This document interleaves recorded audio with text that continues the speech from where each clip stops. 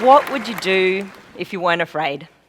That very question was something that I wouldn't have answered 2 years ago to myself, let alone publicly. I believe that we all want to be seen, to be fearless, to live authentically, and yet most of us hide in big and small ways. Research shows that one of the biggest fears that leaders have is what others will think of us. So what would you do if you weren't afraid?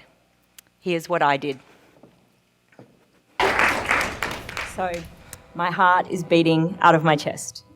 If the microphone was on my heart, you would be able to hear it beating 1,000,000 miles per minute. Because I have a secret that I'm going to share. We all have secrets. As they said in the earlier show, that sometimes they're silly things, sometimes they're frivolous. But I think a lot of us carry secrets that are deeper than that. A lot of us carry secrets that have stigma and shame and guilt attached to them, that we bury deep inside. So, my secret, 3 little words, so easy to say and yet the most difficult thing for me. I have herpes. Not the kind up here, the kind down there. My brother laughed out loud so hard when I told him that he cried, because he said, I thought it was going to be something more serious than that. But the truth is that our secrets only have that meaning for us, that deep stigma, that shame and that guilt, that manifests over so many years of hiding it. I kept my secret for 18 years. For 18 years, I allowed that secret to run my life. Not all the time, not consistently, but like a bad smell, it would hang around and rear its ugly head. Mostly when I would start dating, it would rule every waking thought for weeks. It wasn't until after I shared my secret with the world on that TEDx stage that I really started to understand just how much it had been running the show. It showed up when I was dating. I would date 6 out of 10 guys instead of 10 out of 10 guys because I didn't truly believe that I was worthy of a 10 out of 10. It showed up as dysfunctional behaviour, self-sabotaging behaviour, self-loathing behaviour. Success camouflaged all of my unworthiness. Even when I was achieving in the top 100 of 120,000 agents worldwide, it was almost like the success didn't mean anything, because underneath this was running the show. You see, we don't get to separate out our personal life and our business life. This stuff insidiously infects our self-worth, our self-esteem, our confidence, the choices that we make. And it might start off small, like feeling like you don't have a voice. Maybe you don't speak up in the boardroom. Maybe you don't go for that promotion that you wanted. And then it starts to escalate. Shame is highly correlated with addiction, violence, aggression, depression, and many other things. I don't know about you, but I've seen some of that dysfunction show up in the workplace. You see, I knew that I had to get ready, but I didn't know how. I'm not saying that you have to have a company-wide meeting and discuss your secrets at the boardroom, but we have to figure out how we can at least share it with ourselves, at least be honest about what those fears are and what's driving us. It was a big thing. I knew that I had to get there. It's like trying to go from A to Z, but I had no clue what the rest was filled with. How? How was I going to get over this? How was I going to get ready? Fast forward to 2013, and I had created an online TV show called Kirsty TV. I had interviewed over 150 people on their stories of addiction, depression, rape, trauma, and all kinds of secrets and shame. And they were sharing how they had moved forward from it. They were giving other people hope. I started to feel like a fraud. I started to feel like, how could I ask other people to share their secrets? And I wasn't willing to share my own. I was doing press and radio and interviews, and people were asking me what had been the vision for my talk show. Why had I even started this work? And I couldn't even tell the truth about that because it was linked to my secret. It was around this time I got asked to do the TEDx Talk. Now let me be clear. I had zero intention of sharing my own secret. I was going to talk about everybody else's. I was going to talk about the work. I was going to talk about the 150 interviews and the research and the universal lessons that I had seen around shame and stigma and fear and secrets, but I was not going to tell my own. Well, I don't know if you've had this experience with universe, life, God, whatever you want to call it, where sometimes it sends you little taps on the shoulder. And when you don't listen, there might be little knocks that get a little bit louder. Or maybe it starts to shake you until you wake up and you listen. Well, the next day I was talking with a client, Angelique. I didn't know that morning that this phone call was going to be one of those life-shaking moments. Just as we're about to hang up the call, she says to me, I have some intuitive ability. Sure, I'm cool with that. She says, I have a message coming through for you. Would you like to hear it? Sure. You're supposed to stop telling other people's secrets. It's time to tell your own.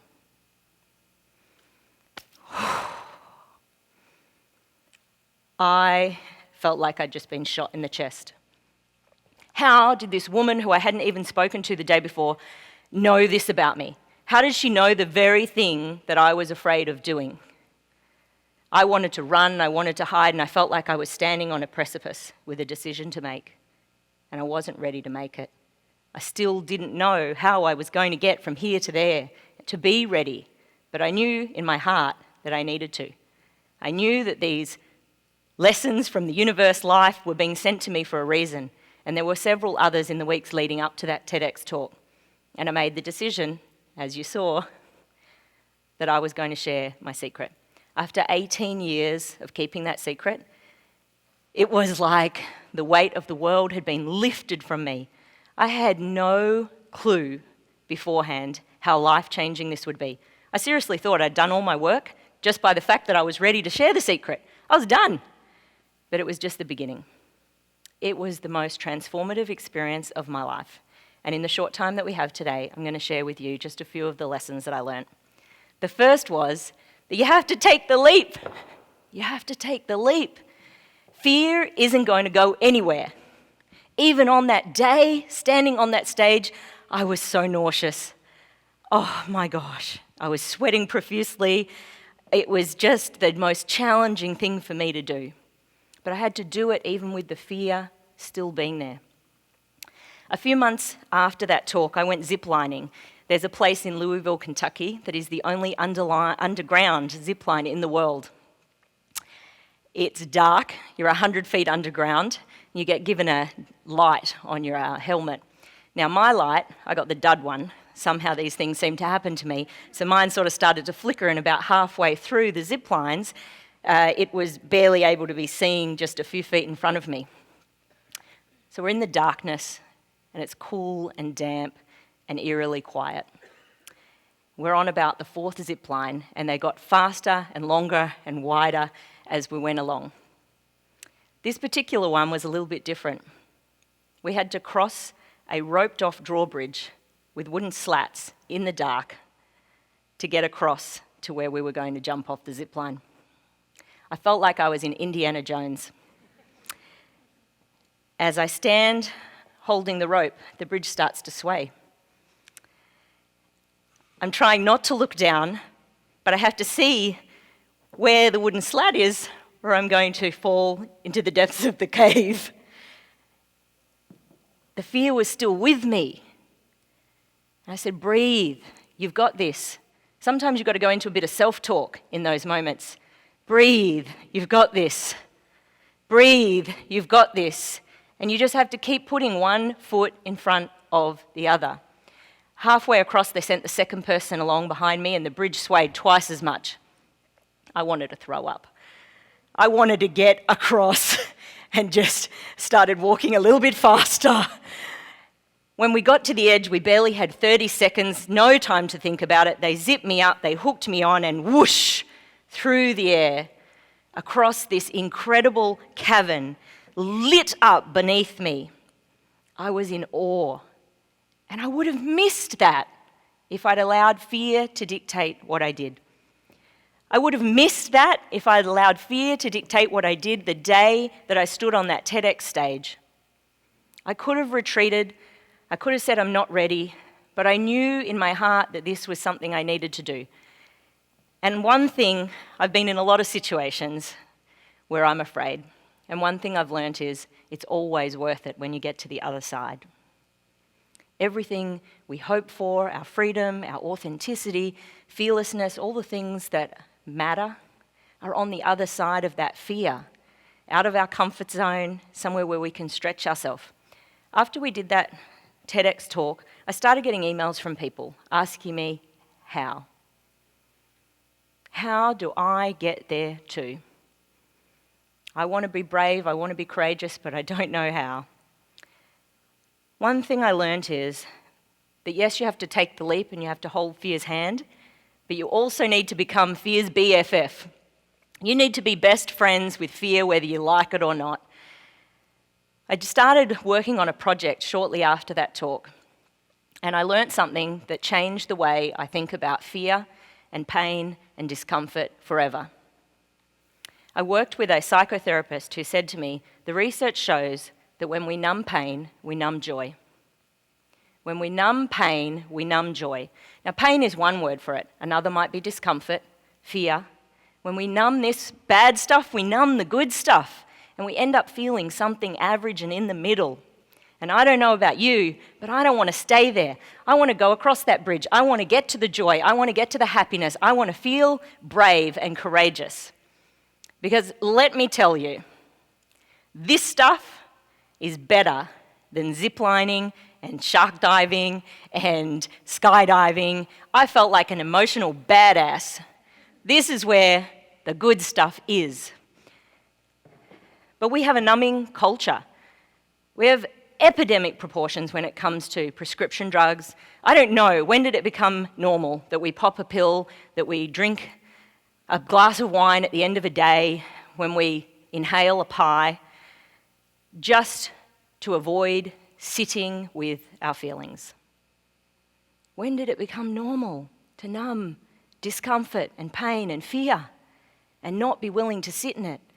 So I had to learn, I had to acknowledge the important role that pain and fear and discomfort have in my journey to feeling full joy.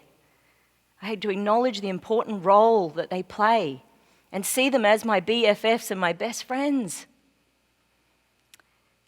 Around that time, I was going through some pain, heartache, romance, love. It sucks, doesn't it, when it doesn't work out? I wasn't in a good place, and I was ready to numb.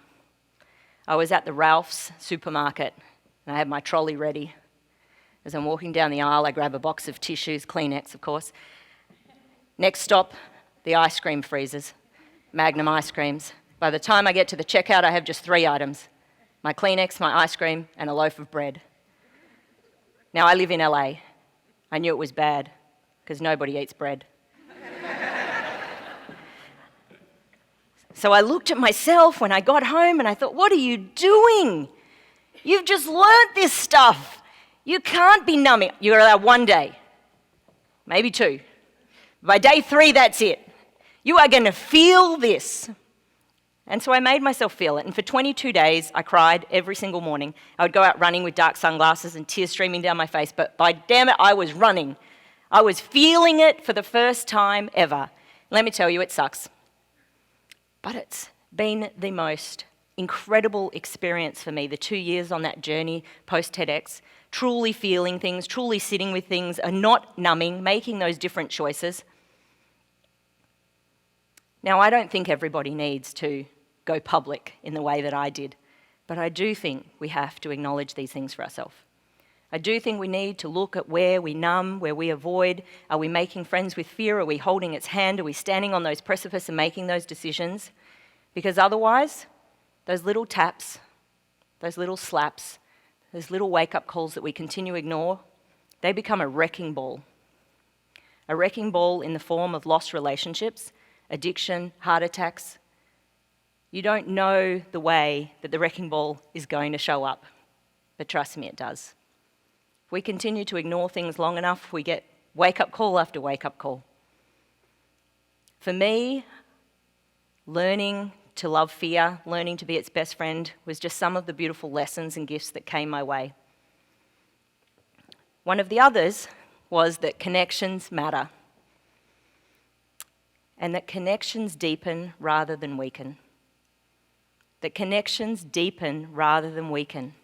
You see, I spent so long, 18 years in fact, allowing my fear brain to run the show, telling me that if I were to come out, if I were to talk about these things, that everyone would reject me. I spent so much time focused on that, I never, ever gave any real thought to what this could look like if I were to open up.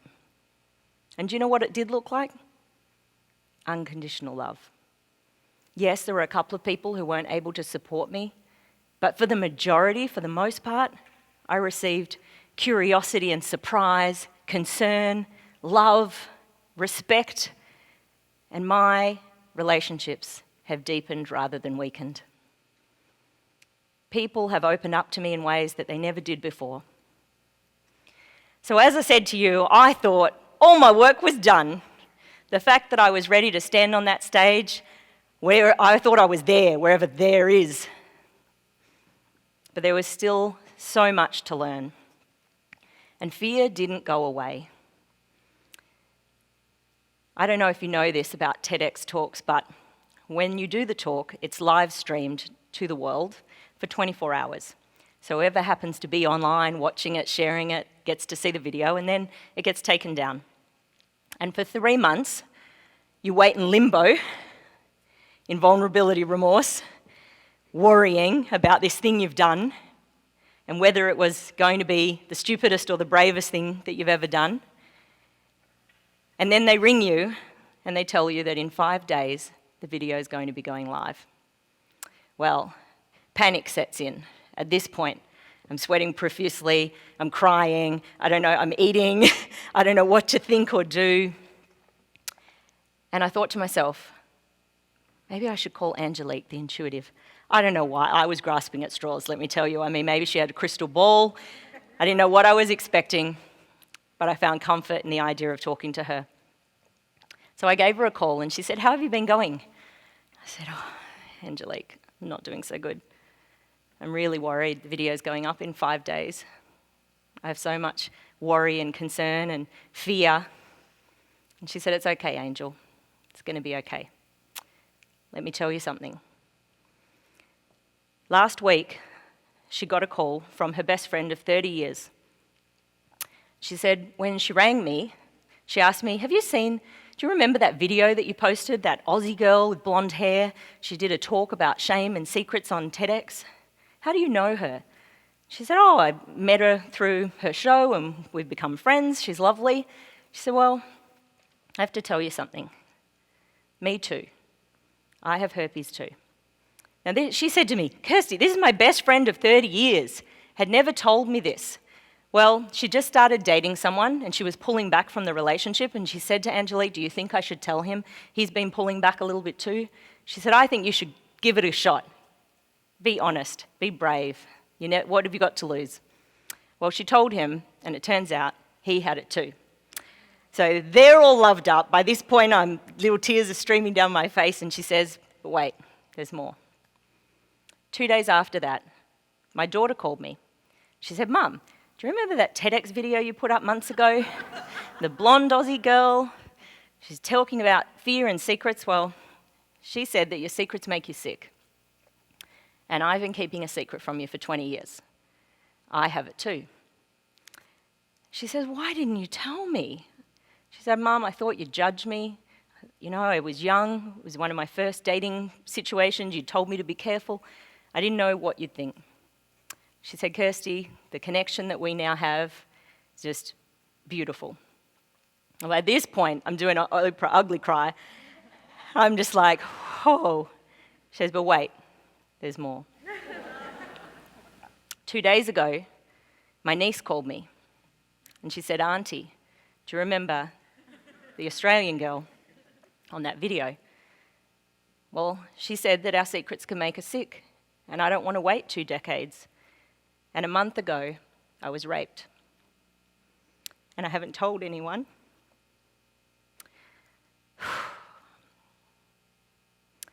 And for me, in that moment, all of my fear disappeared.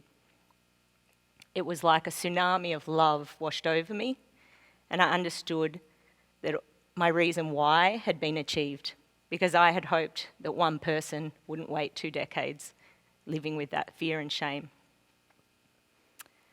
So, what I know is that our fullest potential, our best life, is on the other side of fear.